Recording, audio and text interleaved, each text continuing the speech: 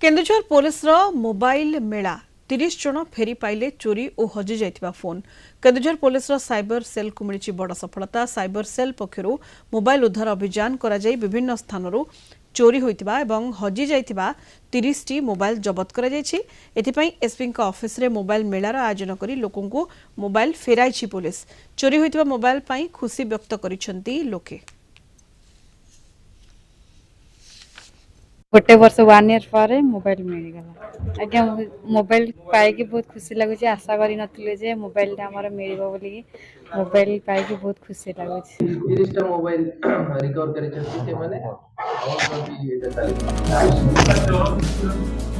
नहीं एटा mobile recovery होछि जो माने हजि जाइतिला टूटी पड़ी जाइतिला दुकान रे मिलला एटा फर्दर इन्वेस्टिगेशन ता भीतर चली।